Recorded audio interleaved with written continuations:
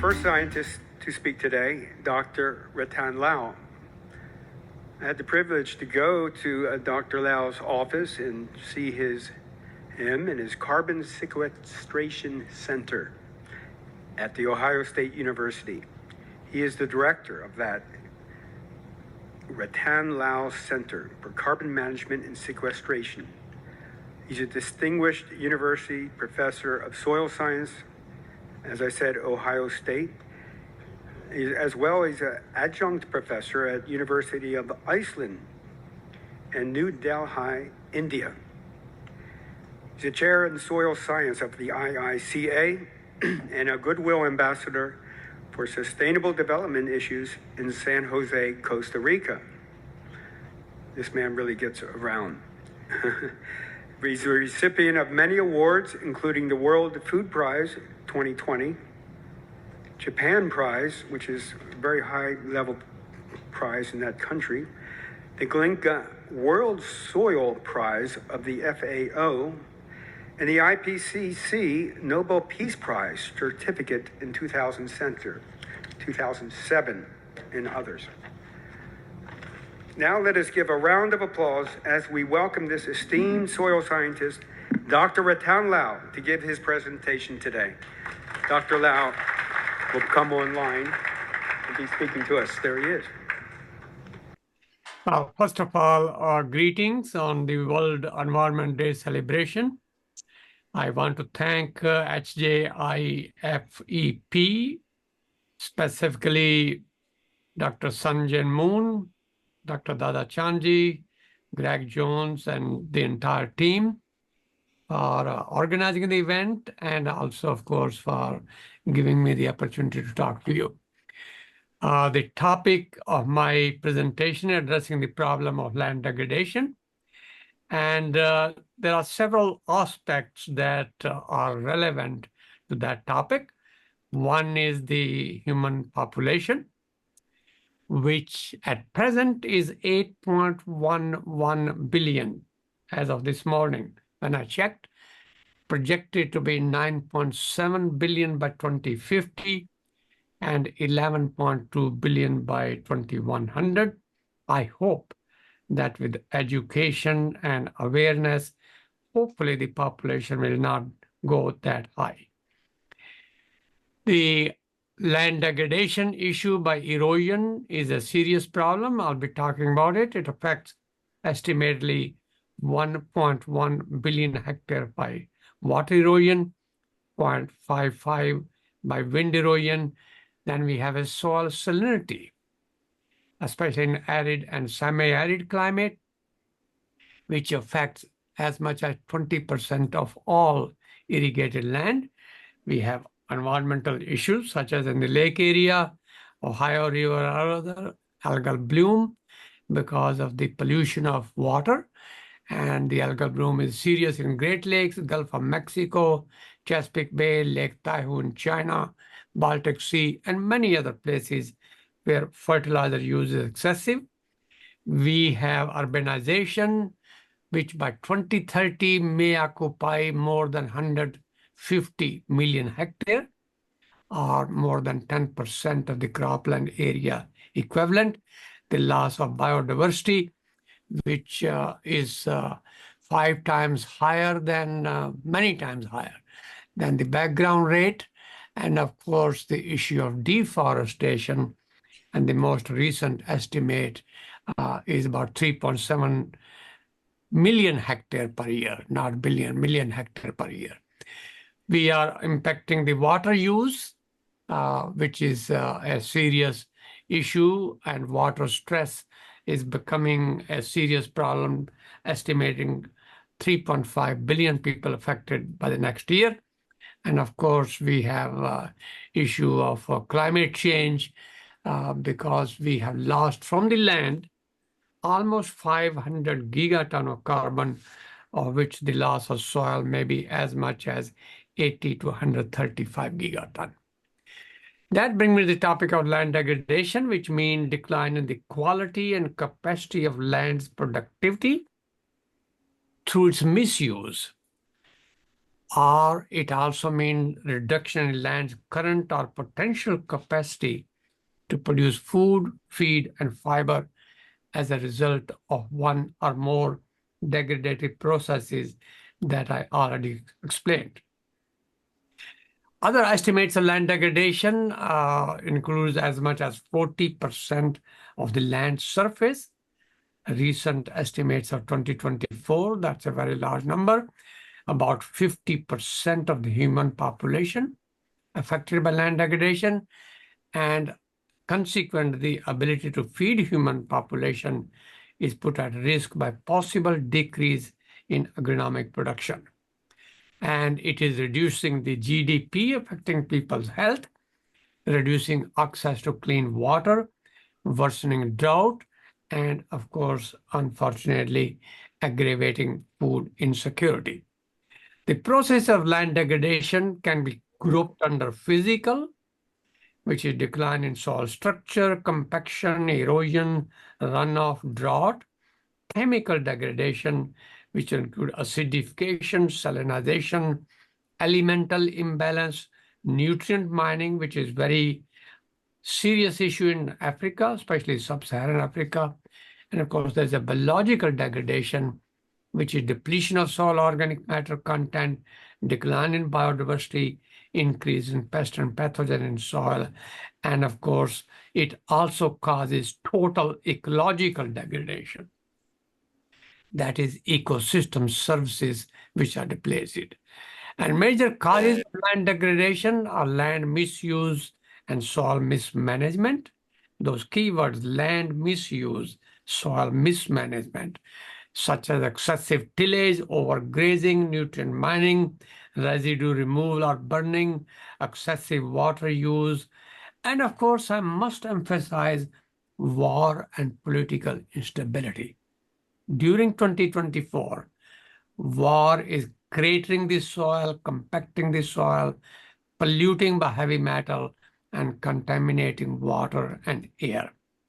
Urbanization is rapid and indiscriminate, and waste disposal of industrial and urban waste can cause physical degradation, decline in soil structure, crusting, compaction, hard setting, leading to accelerated soil erosion by water.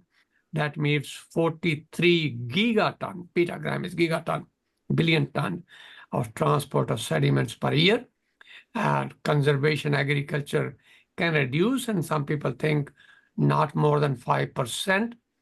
And of course, the erosion by water is related to flood, runoff, surface runoff, and the runoff and drought are unfortunately two sides of the same coin. The place where there is a flood will have to have drought at the same place because water was lost and not penetrated into the soil. Then we have wind erosion. Africa and Asia account for 62% of global wind erosion area. 91% of global total soil loss come from Africa and Asia. And this wind and water erosion also affects biological degradation and aggravates it, such as depletion of soil organic matter content in the root zone, which should be somewhere between 3 to 4%, but many places in Africa may be as little as 0.25% because it's depleted. There is a decline in microbial biomass carbon, but reduction in disease suppressive properties of the soil, and increase in pest and pathogen, leading to decline in activity of some critical enzymes. And then finally, the ecological degradation. Disruption in nutrient cycling, collapse of coupled cycling of critical elements such as carbon, nitrogen, phosphorus, sulfur, and water. And it is that coupling that creates the ecosystem services. And all this degradation impacts water quality. As you can see, fire in the river, sediment inflow, a very serious problem. We talk about algal bloom. And of course, the algal bloom issue in Lake Erie was a serious problem in 2017 and beyond. There is a shrinking of land, inland seas and lakes, anthropogenic activities with adverse impact on these precious resources because of excessive irrigation, diversion of rivers, pumping of groundwater, and depletion occurred also by mining and deforestation. Some estimates of lakes in Bolivia, Lake Pupil, Central Asia, Aral Sea, Iran, Lake Urmia, Central Africa, Lake Chad, and I'm familiar with Lake Chad. I used to work in that area. Eurasia, of course, the Caspian Sea. Disappearing lakes also a problem in U.S. Lake Mead in Colorado, Winnemucca Lake in Nevada, California, Owen and Salton Sea, and Utah, the Salt Lake are very examples of this issue. Positive feedback also exists between soil, land degradation, and climate change. And positive degradation feedback leads to emission of greenhouse gases, such as methane, nitrous oxide, carbon dioxide, and especially related to extreme events, which land degradation and global warming are then mutually enhancing, aggravating processes. If you look at the land degradation, some of the processes we describe: erosion, salinization, decline of soil structure. It leads to depletion of soil organic matter content, loss of soil fertility, reduction in available water capacity, which lead to loss of soil biodiversity, weakening of nutrient cycling, depletion of renewable fresh water supply, and eventually decline in net primary productivity, which is a serious global issue with tremendous impact on human well-being because of reduction in economic ecosystem services and function and loss of water and nutrients out of the ecosystem. Societal ecosystem, inland water bodies affect aesthetic value, cultural value, economic value, recreational value, scientific value, and of course, conservation and ecological disturbances. If you look at the scrutinization in terms of how the security at different scale is affected by soil degradation, security could be political, economic, social, environmental. It could be human, social, national, regional, international. And at the heart of that lies the soil health, which is governed primarily by soil organic matter content, on which depend food security, water security, energy security, climate security, health and nutrition security, environmental security, political security, national security, and of course, global peace and harmony. I'll come back to that point, global peace, which at this point in the world is indeed a serious issue. Now, coming back to the question of soil health, soil is a living entity. Large biodiversity exists in soil. Living biomass in a healthy soil of organism, micro, meso, and macro, should be about 5 metric ton biomass per hectare. In depleted and degraded soil, that is minimized, which affects soil health, which means soil's capacity as a dynamic and biologically active entity to sustain multiple ecosystem services, both for human and nature. Degraded soil reduces those critical ecosystem services. Therefore, managing soil health is very important, and it can be managed through regenerative agriculture, digital agriculture, such as precision farming, artificial intelligence use, biofortification of crops to fight hidden hunger, soil, water, air, energy nexus, building new soil, doing urban farming or soil-less farming in many cases. And the idea is to reduce CO2 in the atmosphere and return some resources back to nature. Soil organic matter content is essentially the life of soil, support system because it affects many ecosystem services such as water quality and quantity, climate change mitigation, adaptation, stabilization, quantity and quality, nutritional value of food, and of course, the above ground and below ground biomass. Indeed, soil organic matter is the heart of soil health. How do you manage soil health? Protect and restore soil organic matter content, enhance soil biodiversity, live in harmony with nature. And our president, Dr. Sanjay Moon, mentioned that point. Observe the law of return. Treat soil like a bank account. You can never take out of a bank more than what you put into it. Soil is no different. You cannot take out of soil more than what you put into it without degrading it. How to make agriculture a part of the solution? Conserve erosion, use conservation agriculture, prevent eutrophication, grow cover crop, restore soil organic matter content, living and deep root system, reduce greenhouse gas emission by integrating crops with trees and livestock, and adopt, of course, regenerative farming based on the principle of agroecology. And some of the examples of positive, nature positive agriculture, conservation agriculture, regenerative agriculture, agroecology, agroforestry, integration of crops with trees and livestock, practices a positive soil ecosystem carbon budget. Always promote CNPK, not NPK. C comes before, add more carbon into the soil through integrated soil fertility management. Balanced use of plant nutrients, not those simply which are subsidized, such as nitrogen in many countries, and ignore phosphorus, sulfur, potassium, micronutrients. They should all be balanced. Use drip fertigation rather than broadcasting fertilizer in standing water. Drip fertigation, save water, and of course, precision farming, artificial intelligence, many of those practices. Agriculture must be negative emission agriculture, not emission neutral. Emission neutral is not good enough. Agriculture is the only industry which can be negative. By reducing carbon emission from farm operation, sequestering carbon in soil, trees, wetlands, mine lands, degraded land, and other ecosystems.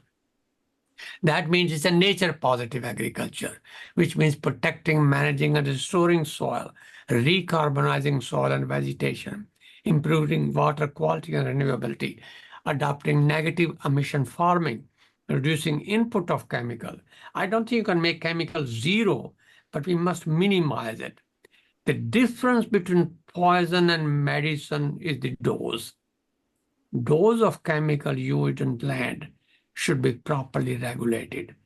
Using biostimulants and organic amendment, promoting biocircular economy, supporting the One Health concept. The One Health concept comes from the Vedic culture, literature, which says Kshati, Jal, Pavak, Gagan, Samira. Those 5 elements, soil, water, air, energy, space, they constitute human body. And that is the modern One Health concept. Health of soil, plants, animal, people, environment, and the planet is one and indivisible. That's One Health concept. Its roots in the Vedic culture. Using digital innovation such as precision agriculture and rewarding farmers for ecosystem services. The word is not subsidy.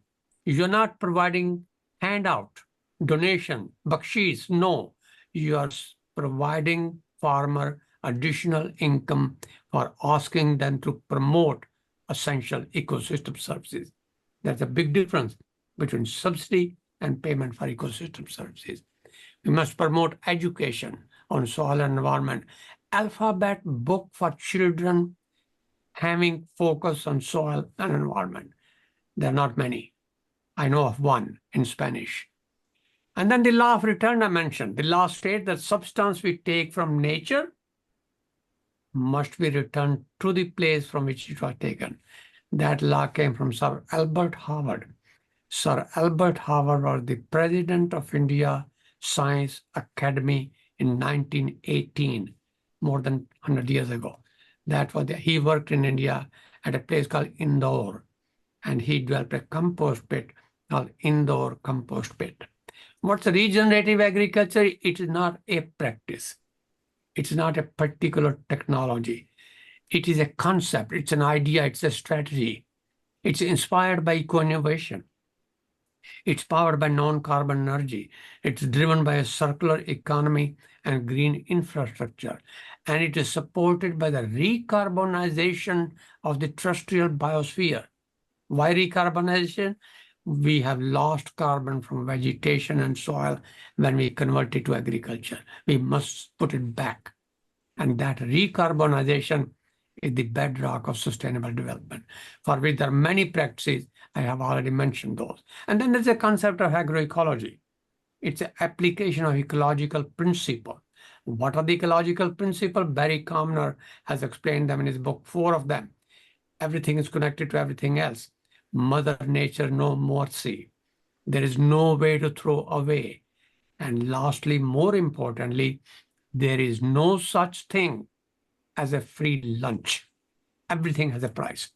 And the ecological price, unfortunately, is sometimes very, very, very high. And we must pay attention to it. Most soils are depleted of the carbon stock, and therefore restoring that carbon stock in soil is a very good idea. But deep root system, and this is a concept different than the breeding varieties with low biomass. We need plant variety with deep root system, and we need with more biomass above ground, and the plant which can communicate with manager through molecular-based signal when they are under stress. And these system should have carbon input in soil, because those root exudates, soluble and polymeric compound, rhizodeposits, root litter input, depth distribution of roots, absorptive roots and transportive roots, bioturbation through microorganism and macroorganism such as earthworms, which is very important part, and microbial communities. And this is the concept we are talking about, modern agriculture. Soil carbon sequestration over time, when you adopt that agriculture, will follow a sigmoid curve over a generational scale. Over 25, 30-year period, it can reach a new equilibrium. And if you take a slope of that line, that tells you the rate of carbon sequestration. So many pounds per year or kilogram per hectare per year. And of course, from this, we can calculate the carbon saturation point. That tells you soil carbon sink capacity or carbon sequestration potential of that land. I know the word sequestration is a little bit difficult, but it is a scientific word that we need to understand. It also tells you carbon sequestration duration, over how long period can you reach that point. And it also can tell you what are the factors in soil which determine the carbon sink capacity, such as its mineralogy, clay content, depth, moisture regime, climate, land use, and management. And it can also identify practices such as nutrient availability, biomass input, root to shoot ratio, the CN ratio of biomass, coupling and decoupling of the different compounds such as carbon with nitrogen, phosphorus, and sulfur, and of course the mechanism of stabilization. That brings us to the question of how do you feed the world? Some of these practices I have mentioned, they may not produce the maximum yield. And the question is, do we need maximum yield? We already produce more than 3 billion tons of grains, of which, unfortunately, 1 billion tons reach no stomach, human or animal. So why do we keep on emphasizing produce more and waste more? Yes, the world produces enough food to feed 10 billion people. Thus, food and nutritional security must be achieved not necessarily by producing more. Yes, producing food with more nutrition quality, yes.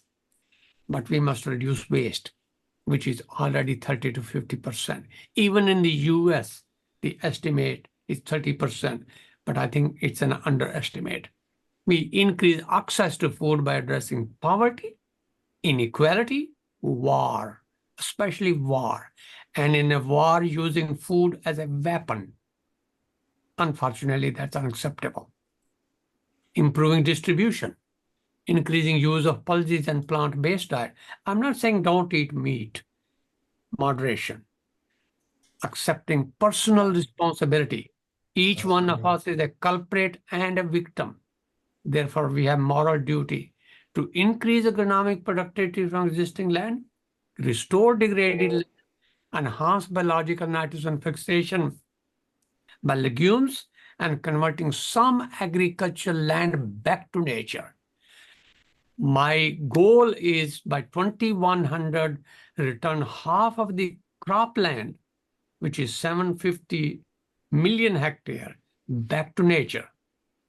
And from 5,700, 3,700 million hectare of grazing land, keep only 1,500 million hectare. So total cropland will decrease, agricultural land will decrease by 2,100 to half of what we have now. And that is nature conservation through adoption of science. No additional appropriation, and returning land and water back to nature as much as possible. And one of the way we can do that is promote, hopefully do it, Soil Health Act. In the United States, we have a Clean Air Act of 67. We have a Clean Water Act of 72. I submit it for your kind consideration that you can never have clean air and clean water if your soils are degraded, if the land is degraded. Therefore, it's very important to complement Air and Water Act with the Soil Health Act. Soil Health Act does not mean punishing anybody. It means rewarding those who do better farming and who do restore soil health and who do not degrade land. Reward them for ecosystem services. There is indeed a peak soil concept. Peak oil, peak water, peak mineral, peak other things, peak coal, peak oil. There is a peak soil concept, which means there is a maximum suitable arable land.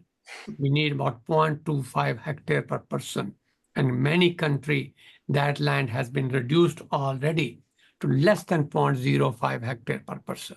That lead to land grab, civil unrest, and refugees, soil refugees, climate refugees, water refugees, over and above the political refugees. And this concept really highlights the need to manage soil, manage land.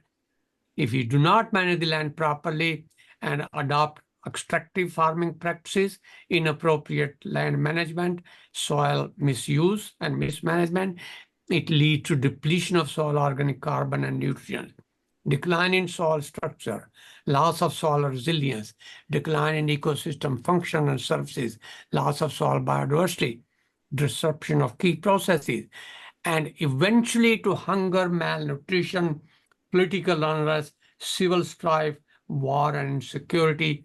At present, in April 2024, the number of refugees has been 120 million and increasing by the day. And this vicious cycle of severe land degradation causing miseries and global issues have to be reversed by preventing land degradation and restoring soil health. Finally, I must say a few things about war. I'm not going to name any country. I'm not going to mention any specific war in general. It is a major factor of land degradation. A major fact, as a soil scientist, as a person who is interested in nature management, and I must indicate the factors of land degradation. And one of the most critical factors, unfortunately, sadly, regrettably, is the war. Food insecurity can lead to violent conflicts. Land degradation causes loss of soil multifunctionality, harm to planetary health and pushes planet to less hospitable state. Unsustainable human use makes it a source of gaseous emission. World peace is jeopardized when soil functions are not proper. Soil degradation has already affected 1/3 of global cropland. Ongoing soil degradation reduces, and many other functions now are being aggravated through war, which has a very serious problem on soil health. It's very important to realize, and I don't understand why religious organization, including Pope Francis, did not speak up. Whether missiles are fired because of hatred or fear, both people and soil suffer. War has three parties. Two parties that are fighting with one another, and third parties, unfortunately, the land on which or for which they are fighting. And that land suffers, and nobody cares. War degraded soil and polluted, contaminated water and air take a decadal, centennial time scale to restore and purify. The land of Vietnam, where war ended 60 years ago, is still not purified and restored. There are three stakeholders in any war. Two nations or communities, and the soil and land on which they fight. And the soil, land, nature is the silent victim that no one cares about. No one. And that is very, very unfortunate. Nobody has any authority to destroy the precious, finite, and the fragile soil resource on which depend the well-being of present and future generations. Nobody has that right. Access to food as a weapon is not accepted, because access to food as a weapon is a crime against humanity and nature, and is neither acceptable from anyone nor under any circumstances. And therefore, in this World Environment Day, I'm sad to state that Mother Earth is in agony. And I can hear Mother Earth cry, "Hear me, O God. My own children are poisoning my air and water, cratering me with explosives, tearing apart my skin, and setting me ablaze alive. How dare you ask me to forgive them?" Honestly speaking, of God, have you gone crazy also? And then the world peace. Global peace is also a scientific issue. I must state that global peace is a scientific issue. It's not a birthright of politicians alone. Advancing science of soil health, nutrition-sensitive agriculture, food processing, and biofortification are critical and high-priority scientific issues with a strong impact on world peace and stability. By building bridges across nations, I would request politicians to give science a chance to address peace, because it is a serious problem. And finally, famines and wars are man-made tragedies, are human-made tragedies. We must make famine, mass starvation, wars politically intolerable, morally toxic, ethically unthinkable, and humanly unacceptable. And we can restore soil health and make a greener revolution. Finally, a couple of things from Upanishads. What makes human being dare the impossible? And in Sanskrit, it's called the tapas. You are what your deep driving desire is. As your desire is, so is your will. As your will is, so is your deed. And as your deed is, so is your destiny. Thank you so much.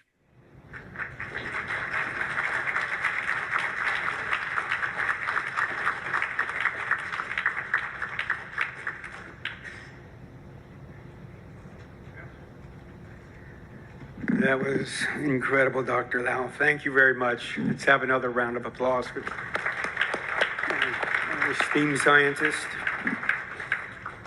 You know, you think of our scientists today, they've been chronicling, researching the Anthropocene, the destruction of our Earth, how much we've done damage. Dr. Lal, you've really expressed this in such research. Thank you so much.